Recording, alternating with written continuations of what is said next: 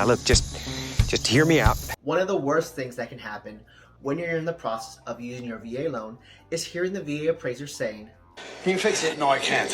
The VA appraiser requires repairs to have the home pass the VA's minimum property requirements, MPRs for short. While the purpose of the MPRs is to protect you, the veteran buyer, and ensure the home is safe, structurally sound, and sanitary, there's no doubt that this news can be frustrating. Got that right. You as a veteran need to take charge and become familiar with the VA's minimum property requirements so that you can avoid as many of these situations as possible. When they do arise, you have to tackle it head on and deal with it, or the loan won't close and you will end up frustrated and unhappy. Here's a step-by-step guide to lead you through an appraisal repair so that you have the best opportunity to still get the loan closed. Are you paying attention?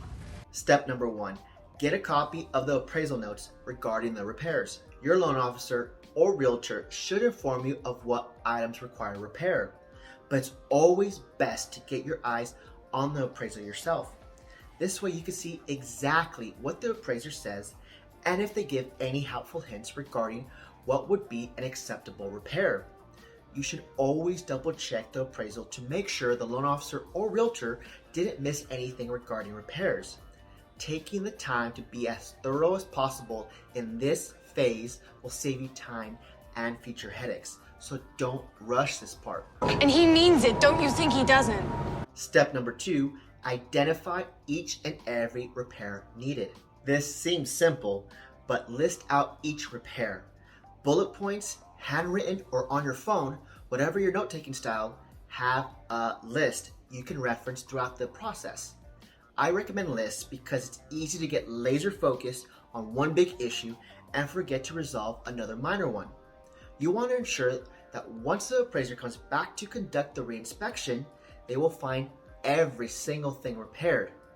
In general, each time the appraiser comes to the property, you as a buyer are charged. So if you can limit the number of contacts the appraiser has with the home, you can keep costs down for you and help speed up the process. I like the sound of that. Step number 3, consult with your loan officer or realtor. Your realtor and loan officer should be a team, and any communications from the appraiser that needs more clarification should be consulted with them. Both the realtor and loan officer may have some tips or suggestions on the best way to deal with a certain MPR if it's something they've run into before.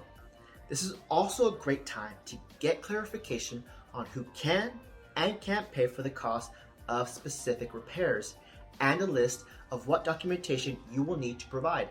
Are we understood? Yes, sir.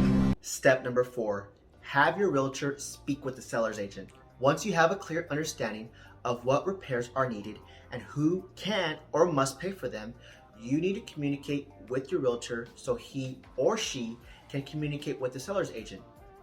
Ask your realtor to clearly outline item by item what repairs are necessary.